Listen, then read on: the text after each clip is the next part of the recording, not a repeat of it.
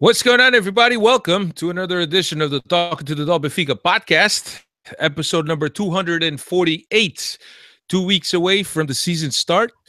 Tonight, I'm here with Steve Santos. Cristiano may or may not join us. I can neither confirm nor deny. But here's Steve Santos. Steve Santos is up in Toronto. My name is Alfredo. Steve, what's going on, buddy? Yeah, it's been a nice day out, a little bit cool. I'm here talking to you. What more could I ask for? Yes, as it's customary on every Tuesday night, we bring you all the latest on Benfica on this English-spoken podcast dedicated solely to Benfica. So on tonight's agenda, we will look back at Benfica's Algarve trip. They played against Betis Balompié and also Hull City. We'll also look ahead to the list that traveled over to England, to St. Andrews, the national team training facility. We'll take a look at the players that left. I believe that out of the players on the list, only one player still retained in Portugal, and we'll get into that. We'll also look ahead to the Emirates Cup, and we'll wrap it up. So, short one, probably most likely for you, and as it is in this preseason, not a lot to talk about. We tend to stay away from the unconfirmed rumors and all the transfer talk and the silly season. So we'll bring you the facts only. So Steve, let's get right into this Algarve Cup. Benfica played Betis 2-1 against Betis. Let's get started on that game first, and look, perhaps not much to take away from the game, with the exception that we're getting a chance to look at getting more minutes, guys that have now had a chance to go through the training sessions from preseason, getting away from that initial phase that's dedicated a lot to fitness and stamina, and really getting to see some of these guys now playing. So I'll give you the lineup, the lineup that started. Júlio César was in goal. Pedro Pereira, Luizão, Jardel, and Hermes. On the left, Feza and Felipe Augusto were in the middle. Rafa, Servio on the wings, Jonas, and Seferovic were the 11 that Rui Vitoria chose for this game. So, Steve, let's talk about some impressions from you. As far as gameplay, anything that you picked up on, talk about? We still struggle a lot with teams that press us. I mean, we won the game versus Betis, but I saw many difficulties with us trying to play the ball out from the back, many difficulties for us just to even keep possession, where Betis looked a lot more comfortable with the ball, a lot more comfortable in organized attack. But this is nothing new. Generally, against teams that like to play in that fashion where they press high and they like to command the ball, we tend to just sit back and wait for our chances and really struggle to get command of the ball in the game itself. So nothing I didn't expect in terms of a collective or as a team. In that match, I was disappointed in Luizão, Felipe Augusto, and Feza. I thought we should have tried more often and worked better to get the ball out from the back than the way we did. I mean, it's a preseason. It's something that we know we're not good at. Why aren't we forcing it? Why aren't we trying to play better? Another good game from Seferovic. As time goes on, he looks like the one player that's come in that you know is going to make a difference this year. The other kids that have come in, Kriyan especially looks a bit special, but you don't know whether or not they're going to add something to the team this year. But Seferovic, I think it's pretty safe to say after seeing those two finishes that he's got that extra something special that should make a difference in the Portuguese league. So let's see what happens with him. Right. Also getting minutes: Buta, Carvalho, Mitroglou, Gonçalves, Carrilho, Samaris, which is actually his first action of the preseason. As you recall, he only showed up for camp, I think, beginning of last week. So we finally got one. But yeah, Steve, I agree with you. Seferovic looks the real deal, and I think that we spoke about this last podcast. Is that he is a guy that likes to be in the area, but he looks a lot more mobile than Mitroglou. Mitroglou, he also looks like he can make those runs. He could show up on the wings. He's a little bit more quicker to read the play, and he's a good guy. A guy that right now looks to be combining well with Jonas. And oftentimes we've said that Jonas makes Mitroglou look good. At the partnership between Jonas and Seferovic, we really have to be encouraged by looking at the partnership and how it's developing so far. For sure. First goal with the chip, you see the ball. We win the ball, and it comes to Jonas, and Seferovic knows right away what space to attack. Jonas feeds him, and then there's a beautiful finish. That's the type of goal that Mitroglou would, I don't want to say never, but it's very uncommon for him to dart right away and know that he has that space to attack, and for him to have the pace to do it as well. So that's one of the glaring differences you'll see in their play. For me, there's also, I think Seferovic seems to link play better. You get the ball to Seferovic, and the play doesn't die as often. The game continues, where lots of times Mitroglou, it looks like he's going for a 50-50 ball. He won't win it, or if you play it off of him, he'll manage some way to lose it, where Seferovic looks a little bit more certain in possession. So that's, without trying to knock on Mitroglou too much, because we don't know if Seferovic will be as clinical in the area as Mitroglou can be, but that's the huge differences for me. Yeah, he's physical, he's strong. He's also has a little bit of something that Mitroglou doesn't have, which he defends. He defends. He's not going to be your best defender, but he's the guy that chases. He's the guy that presses guys. He's the guy that will put a body on a defender to challenge for a ball. So also adding another wrinkle to that offensive line, especially when you need to press up high and your first line of pressure is those two forwards. He's a guy that's going to bring a lot more and going to make center backs uncomfortable in playing the ball out of the back, or teams to play the ball out of the back, as long as he could get to that side. Now looking at the whole game, which was a Hull City game, which was played a few days later. I'll give you the lineup for that. Julius Cesar was in goal. Buta, Luizão, Lisandro, and Eliseu. Carrillo, Samaris, Horta, and Gonçalves, Carvalho, and Mitroglou. So a little bit of what Cristiano perhaps and last week's pod, and what he said, that preseason is really a time for Rui Vitoria to give more time to guys that he needs to look at, regardless of whether he's looking at them in a training pitch or not. In game situations, it's a lot easier. Andre Almeida hadn't made the trip to the Algarve because of a knock that he had. Buta was the second right back taken by Rui Vitoria. And I got to be honest with you, Buta, 19 years old, same age as Pedro Pereira. Pedro Pereira, who has been a little bit of a letdown. I know it's early, and perhaps make a judgment on a kid that's that young, that's 19 years old, a kid that we've also heard that feels the weight of the shirt. But Buta seemed confident and seemed sure of himself, and it didn't look like that the pressure got to him. And there was also something that you noticed, Steve, with Buta when you and I were talking about Buta, was the fact that it's a lot easier for a young player to play when you're playing with a nicer line of players, or a better line of players.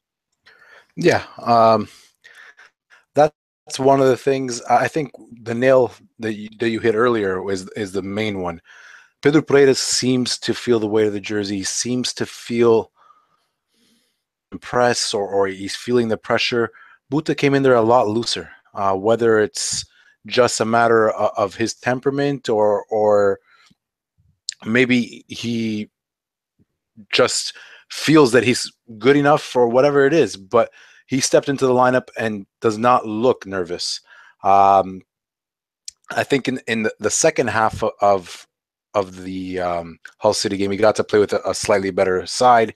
Um, but I right now, that's one of the tightest spots for me. Is who goes with Andre Almeida? Is it going to be Pedro Pereira or Buta? Because Pedro Pereira, we got him back from Sampdoria.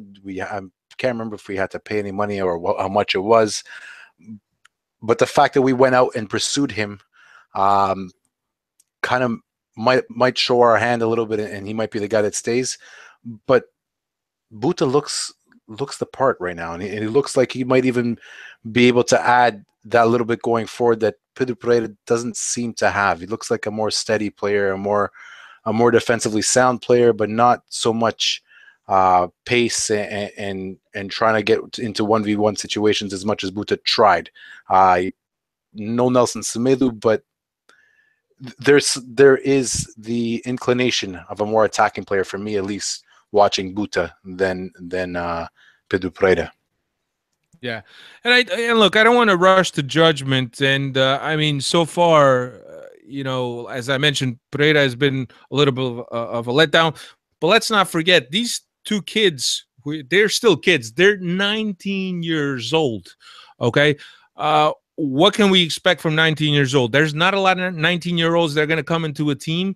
They're going to make an impression as big as Renato, and that may be an extreme.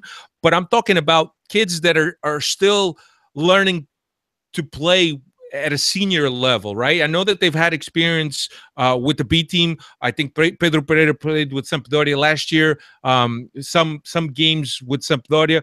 But still, I mean, coming to Portugal and playing for his boyhood club is something that may be weighing on his head. Also, at 19 years old, you're still going to make a lot of mistakes. You're going to err on the side of caution. You're not always going to be as ambitious and as adventurous as an older player. So there's still time for Pedro Pereira. I'm not discounting Pedro Pereira at all. I just think that we need to give him more time. And perhaps I really don't think that if we had to choose a starter tomorrow and him and Almeida are healthy, Almeida goes. If I need to choose a starter, if Almeida is not available and I have to choose between Buta and Pedro Pereira, it's close. It's close for me because obviously, as you mentioned, Steve, we went to get him from Sampdoria, so obviously he's not going to go anywhere anytime soon, especially because he's still young and there's a margin of progression. Look, there's technical ability there. There's a certain a certain style to the player that I enjoy seeing him. The way he touches the ball, the way he receives the ball, the way he delivers the ball. I like his style and his gait, everything that he does with the ball. It's just right now the decisions are not there, and there's a little bit of a hesitation. There's nervousness on his part, so I'm just gonna discount it, and I'm gonna on him being 19 years old, which is perfectly normal. There's a lot of people that are too quick to crucify these kids, and they're only 19. They're 19 years old, people. So maybe we need to give them a little bit more time. Same thing with Gonçalves. Gonçalves burst onto the scene in the first 2 games. He had 2 games, and now it seems that he's leveled off a little bit more as the rest of the team is getting in shape and getting their fitness and getting their legs. It seems that Gonçalves has tailed off a little bit more, and it could have been a case of him preparing a lot better than the rest of the guys for the incoming season. So we don't know. Samaris season, but again, we're back into the age-old conversation about Samaris and what Samaris could bring to this team. The other guy that I want to touch up on, Andre Horta. Now, there was a lot of expectations for Andre Horta last season, especially when he started in the beginning of the season. But then we saw him losing more and more minutes after an injury. He lost a spot on the 11, then was never the same guy, struggled to get minutes, didn't look to be one of Vitoria's favorite players. Not that Vitoria has any favorite players, Salvio. But we saw Ricardo Horta just fall out of favor, not getting many minutes, not getting called to the bench. Ricardo, I call him Ricardo Horta. That's his brother, Andre Horta. What's your take right now on Horta's situation? Um, I think there's more than what's on the pitch for Horta. We've heard rumors that it's because he didn't want to sign with Minch. I don't see a huge difference other than in size between him and Filipe Augusto. Um, Filipe Augusto might be marginally better, but not by a lot. But if I had to say, I don't know. I don't think Andre Horta is probably good enough. I'm not even convinced that Filipe Augusto is good enough for a regular role. Um, if we're looking at the two positions in the center of the park, I think guys that we have right now, other than Krovinovic, because we haven't seen enough, still leave a big drop in quality from Facet and Pizzi. So it makes it a little bit worrisome. Andre Horta, I think, is probably going to be the odd guy out at this moment, but we'll have to see. I like the kid. I mean, it's a guy who's a Benfiquista. He goes to the even the modalidades and everything. You want the kid to succeed, but between that little bit of unknown where we think there might be a little bit of controversy attached to him as well, aside just from the footballing thing, and him just appearing to just not be good enough, just by a hair. It's not like he's horrible. He just might not be at that level. And for me, I think he's the one Yeah. that's going to go. Of the central midfielders that we have on the books, I think he's the easiest one to scratch out right now. Yeah, and we'll get into a little bit into the cuts and who we think it's going to get cut, but um, Hull City ends up winning the game. The result is not important, really. I think that Benfica massacred Hull City in the second half. I think maybe Varela make one or two saves in the second half, and especially when Jonas came in and Seferovic came in along with Martin Krian, which I have high expectations for Martin Krian. I didn't think he was all that great in the first couple games that he played in, but the game against Hull City, finding some pockets of space, finding some lanes, finding some guys streaking behind the defense and getting them the ball. I was encouraged by what I saw from him. But then again, this is a Hull City that is playing defense. He has all the time in the world to get the balls, to spread the ball around. But I have high expectations for him. The other kid that impressed me was Willock, the kid that we got from Arsenal. Took guys on. Sorry, on the left, took guys on. Passed the ball, got behind the defense. I thought he was pretty decent. Unfortunately, because of the amount of players that we have for the wings, I'm not sure that he will stay with the main team. But players are players that Benfica has bought clearly with the intent to be guys that are going to be mid to long term help or players for this Benfica team. So we'll just have to see how everything shakes out. Another guy that got a big chunk of minutes, Carvalho. What do you look like to you? I have a soft spot for him. He's the type of player that I like. You could see when he touches a different kind of player. The game kind of slows down. He could bring other players into the fold. Sometimes it was Willock. Sometimes it was, I believe, Mitroglou that played ahead of him. It's just a different kind of player. The touch is better. The awareness of what's around him is better. Huge fan. With all that being said, I think it's going to be very difficult for him to make the squad this year. But we'll have to see. I'd really like it for him to make the squad, but if he's going to play as little as I would expect him to, I think a loan would be better for him at this point in time. I think and the sooner the better, because the sooner he goes to a Setúbal again, maybe, or Vitoria de Guimarães, the sooner he gets to make an impact and hopefully win a place and get accustomed to what's around him. I think for him to have gotten a spot this year, he would really have to come in and just like go nuts. I mean, score a couple goals, make a whole bunch of chances. It would have to have been stellar performances for him to actually stay this year, Yeah. given the competition in his position. But for the future, I think we have a special player there. I definitely see a player that should be of the quality that we need in the Benfica first team.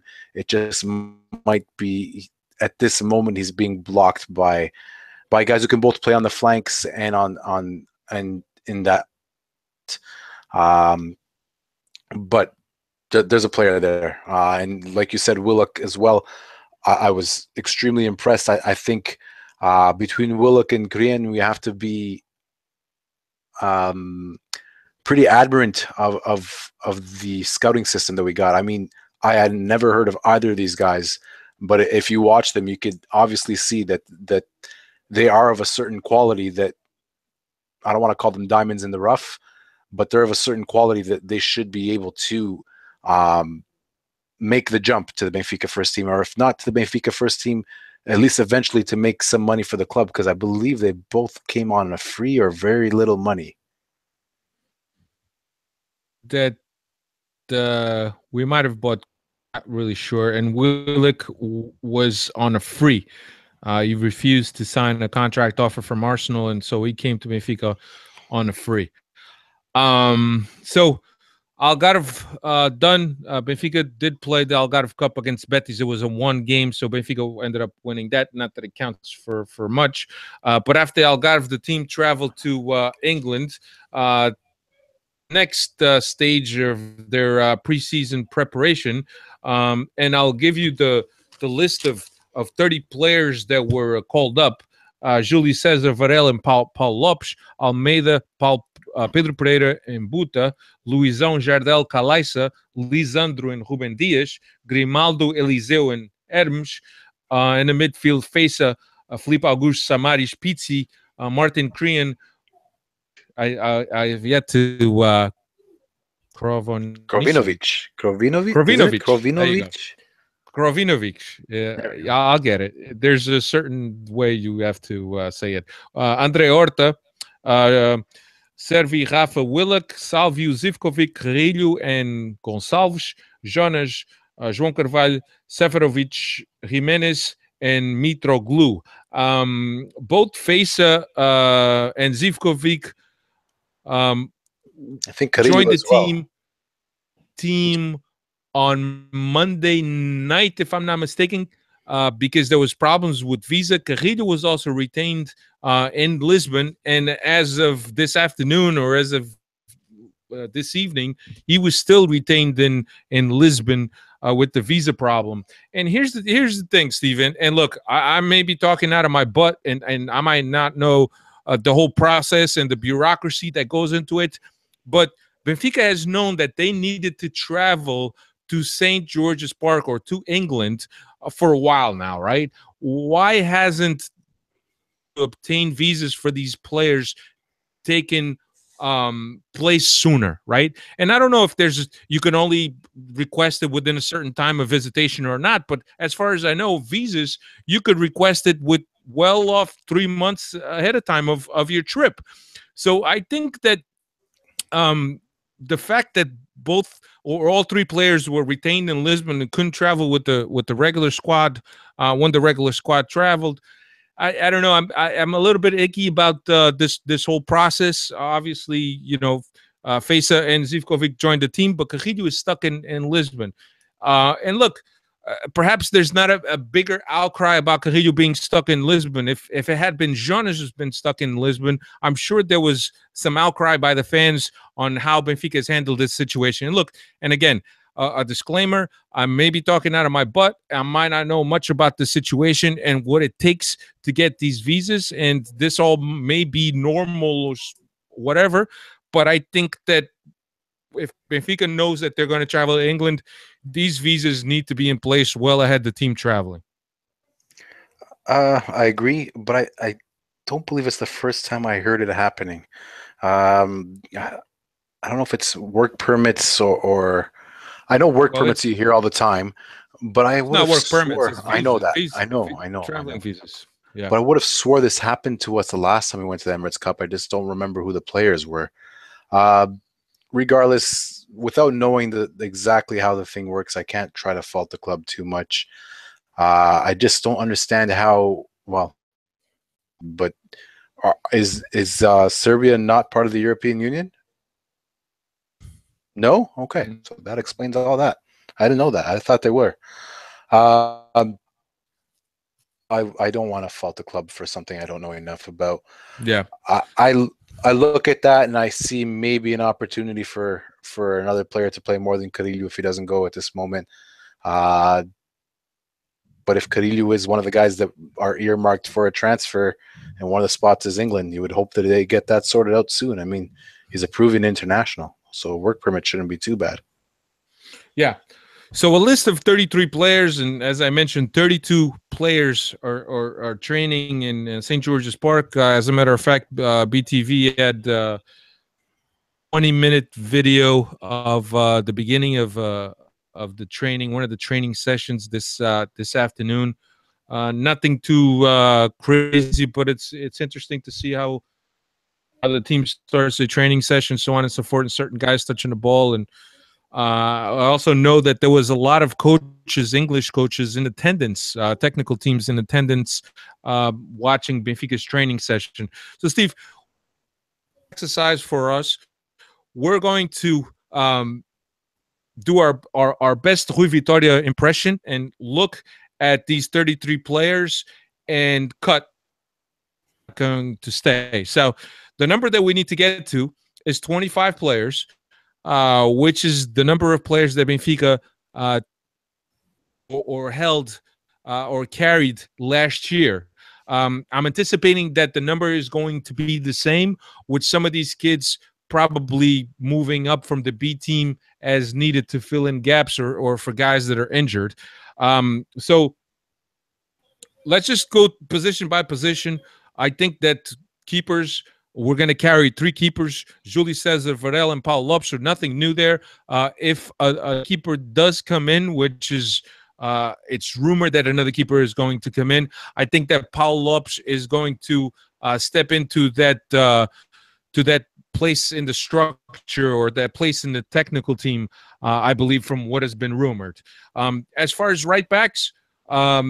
Last year we carried two. Currently, there's three in the squad.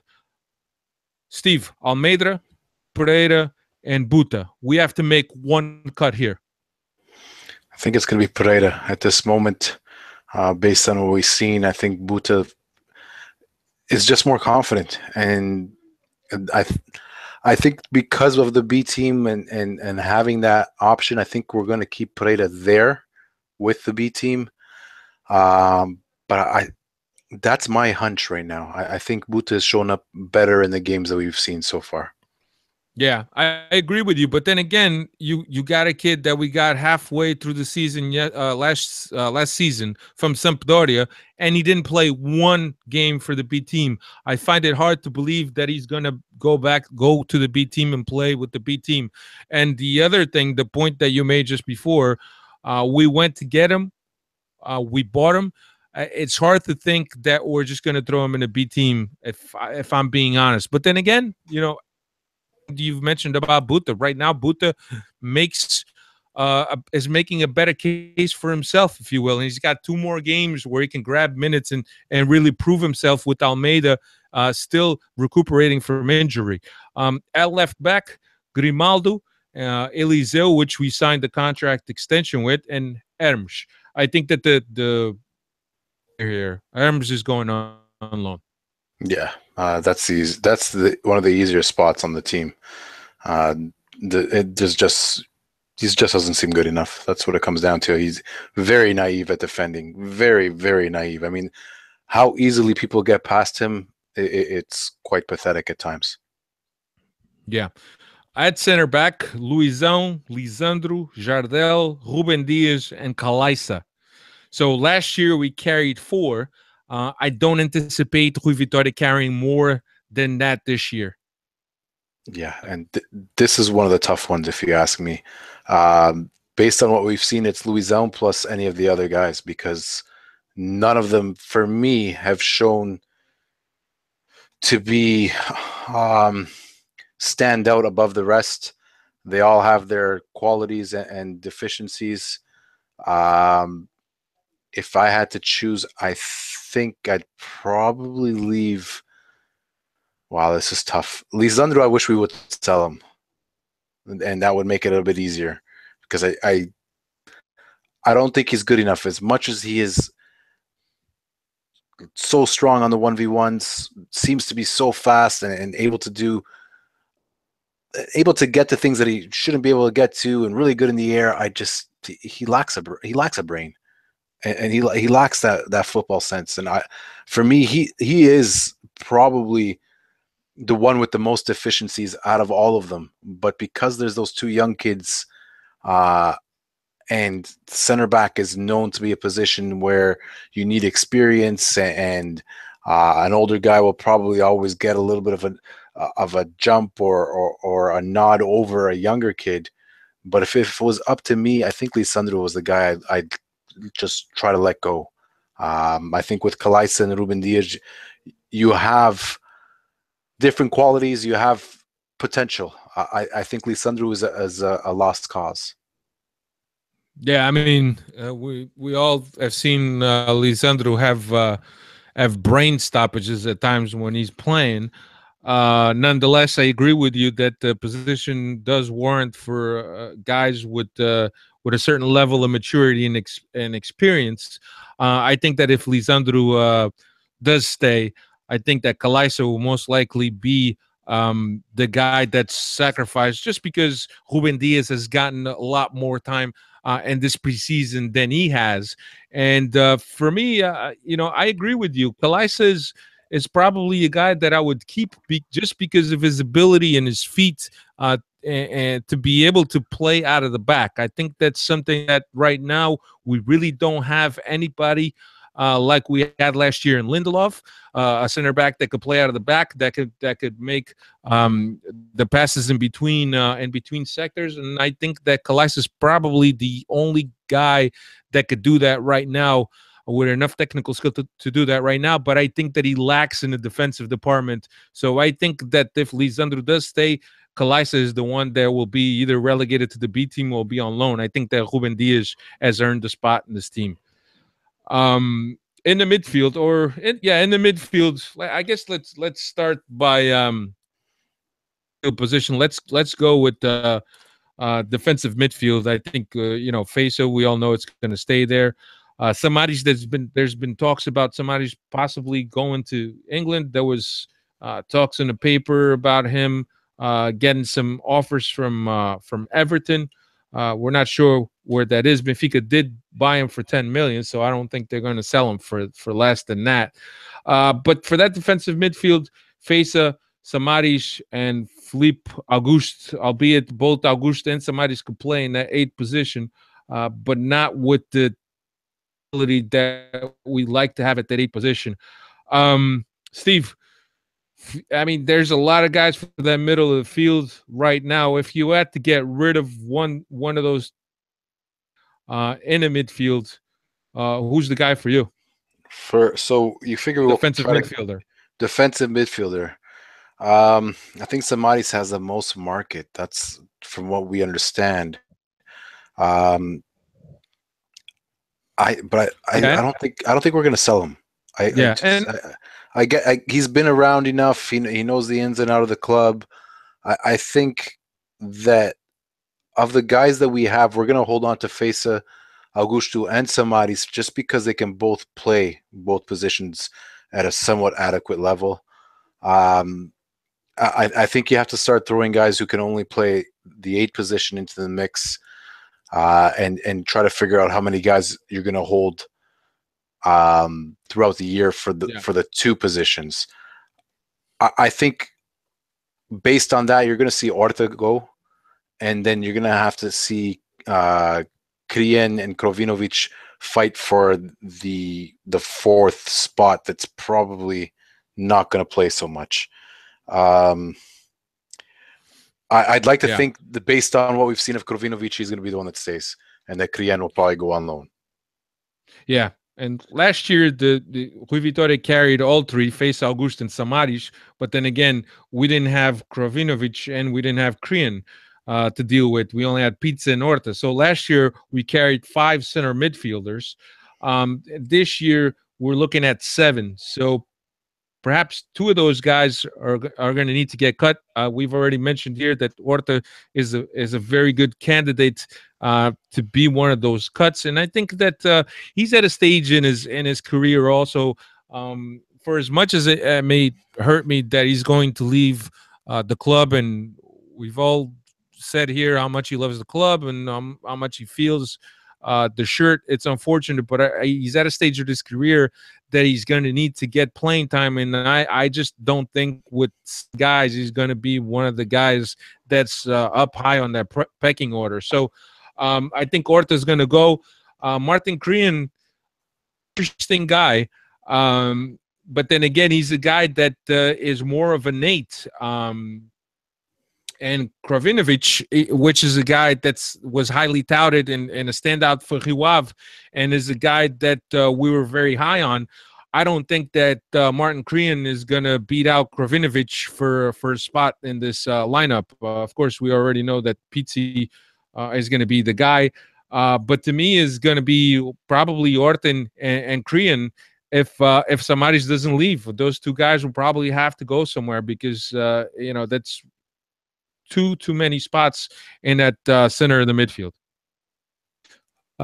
Turning our attention now to wingers, we currently have 7 wingers. Last year we carried 5, so I'll give you the list: Salvio, Zivkovic, Carrillo, Gonçalves, Servi, Rafa. So out of the 7, if we have to take 2, the youngsters, and taking in consideration that we carried the 5 and we're going to keep the 5 and none of them leave, I think that Gonçalves and Willick are probably be the ones sacrificed. What do you think?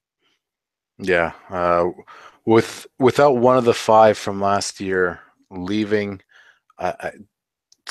both Willick or Gonçalves would have just had to destroy the preseason to get one of these guys off the team or have them sold easily.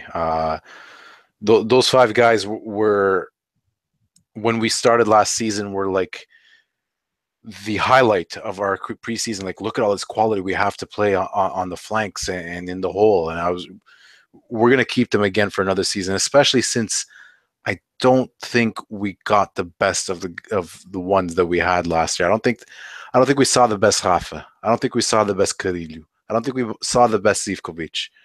And knowing that, unless a good offer comes for any of them, and I don't want to even say any of them, I think only 2 of them are sellable at this point.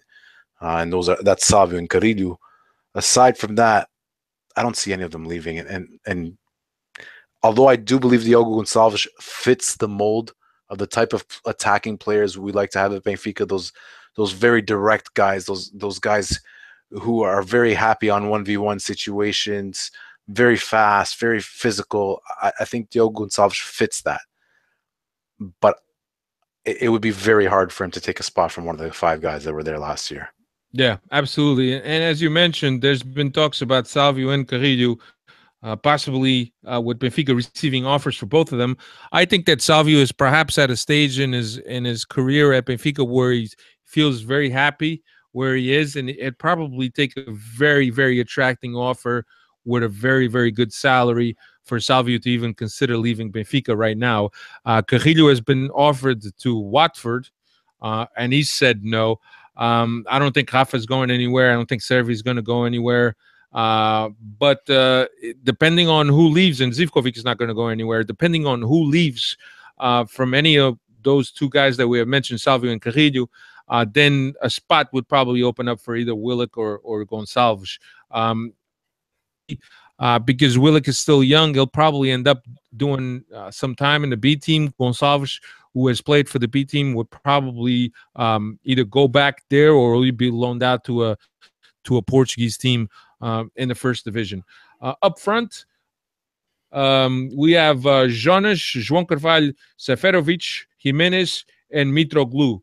Five guys. Last year, we carried three of them, Jonas, Jimenez, and Mitroglou. Obviously, with João Carvalho late because of his appearance with the national team, didn't really give him a fair shot. And as you mentioned, Steve, he would have to come in a preseason and just tear it up in order to make an impression. Most likely, he'll probably end up going on loan. He's probably my choice. So if we carry three again, for me, it'll be João Carvalho that's out, and most likely, from what I understand, Luis Felipe Vieira is in England trying to negotiate Jimenez. So that would leave us with the three. What are your feelings? Yeah, I'd have to agree. Although I prefer at this moment to try to keep Jimenez unless we're going to make money on that 20 mil transfer fee that we paid Atletico, and try to get rid of Mitroglou. Without trying to put down Mitroglou or seem like I don't appreciate what he's done or take him for granted. It's a type of player that's very limited in what he can give you on the pitch, and based on the other two that he's competing for a spot in the team, Seferovic and Jimenez, I think they can bring you more, and that's why he would be my choice. But it's not just down to footballing reasons anymore. The market will dictate a little bit on who you keep and who you sell, so we'll have to see. But if it was up to me, I'd keep Jimenez and sell Mitroglou. And the obvious João Carvalho is going to get loaned, I'm pretty sure.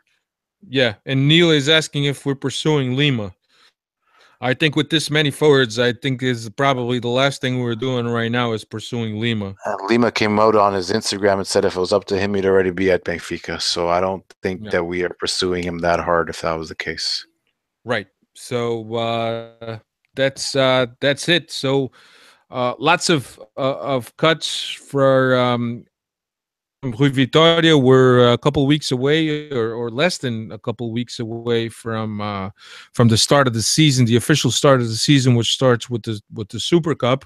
Next up, we will play Arsenal on the 29th. So that's what, Friday? Yeah. And then we will play Red Bull Leipzig on the 30th, which is Sunday. If you want to really get a feel for the first 11 or the 11 that Rui Vitoria will line up against Guimarães in the Super Cup, let's look at the 11 that he will field against Arsenal. That should be very, very close, barring any injuries or guys that are not fit yet, of the 11 that will line up against Guimarães for the season opener in the Super Cup. So it's something to look for. I know that there's a few listeners that are going out to the Emirates to watch the game. So good luck, and don't forget to cheer for the team. Steve, I think that's all I got. I'm not even going to get into questions today. I don't know if we have any, but it's a short one, nice, short, and sweet. Yeah, I don't. If you had anything else to add. Think of anything right now. I wish the transfer season would end before the season starts. I mean, we're 3 weeks away, I think, from the first game of the season. August 14, right? Short. Like just we're close. The 5th is I believe the start of the Super Cup. Yeah. Yeah, and then the official league game, I think, is the week after. So, and then you still have 3 weeks where you are trying to work on the season started, and you don't know what pieces you're going to have to work with or not. And I just, as a guy who really finds the coaching part of the game very interesting, and the way they have to prepare, I just think this is, and it's every year I say the same thing. I think it's just uncalled for. There's no reason that they shouldn't make it July 31st. I mean, most seasons start mid-August, the beginning of August. Why couldn't it be July 31st? But regardless, that's just my pet peeve. But I mean, aside from us losing players right now, there's and look, taking out a couple guys out of the team, and Jonas perhaps being the most obvious one. I think that if we lose any players right now, and from the names that we've been talking about, I don't think that Benfica would be left with their pants down, losing an important playing like Jonas. Yeah, none of the guys who have market, from what we understand now, that are left are valuable backup. I mean, there was talk of Pizzi going to Italy at the end of last season. He said he's extremely happy at Benfica and not willing to go anywhere. So that's out the window. Jonas has had times where it looks like the Chinese market was flirting with him, but he seemed to have put that down as well. So I have to agree with you. Of the guys that supposedly there's offers for, any of them at this point in time, we have backups that are of sufficient quality that I don't think we'll be losing much.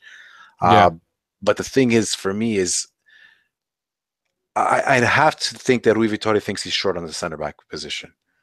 I'd have to think yeah, that he probably has, or the club has, at least one right back with attacking qualities that would come closer to what Semedo brought you last year. I yeah. would hope that they have these players earmarked, No, and they're trying to go after them. And you would hope that you would like that this would be done, that would allow them to integrate into the team. So when the matches that matter, that they're already there. I mean, you could play 3 league games and then lose guys and gain guys. It's I don't agree with it. I never have. yeah. I mean, we've seen um I mean, we've seen in August us losing important players. We've seen Javi Garcia depart. We've And seen Axel Witzel. Witzel depart. Even Enzo Yep. he left in August, if I'm not mistaken. I thought Enzo was in January. Enzo, sorry, Enzo Yeah, was Enzo was in January. But we've also gained in those last days too. Jonas and Julius Caesar, if I remember right, were both right. last minute buys, which helped us win the second league title, if I remember correctly. So Yeah, but I mean, there is at pluses this and minuses, and sometimes you benefit, sometimes you don't. But I would hope that the silly season was shorter. Yeah, but at this point, I really don't see us losing anybody that would leave us in a precarious position. If I'm inside Rui Vitoria's head, I'm not looking for a right back. I'm not looking for a center back, but I'm definitely looking at a goalie. Yeah, That he that's feels that both Andre Almeida and the two kids have plenty to give him at the right back and are sufficient enough for the Portuguese league.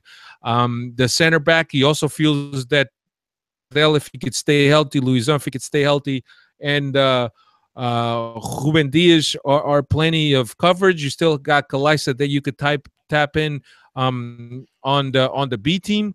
I don't think that he's looking for a center back, because I think if he was, they would have been at camp already. I just think that the goalie position is really the one that's being looked at right now and is being seen as a priority. Julie Cesar did not work out in the afternoon training session with the team. Of course, we all know the injury issues that Julie Cesar had with his back. We're not really sure if he could make it through the season as the number one guy. We also know that at his age, his reflexes are not the same. We also know that throughout the season, he's good for at least a couple blunders. So I think that right now the priority has to be to bring another guy, and as we mentioned last week, a guy that's going to compete with Julius Caesar and keep Julius Caesar honest, and keep Julius Caesar working hard to keep that position. I think that's the one thing that Benfica needs to prioritize right now. Yeah, if you believe the papers, there's like 7 or 8 guys that we have on a list. So it's, I guess it's up there. I don't hear anything about right backs and center backs. So you may have a point there, Alfredo. Yeah. So that's it.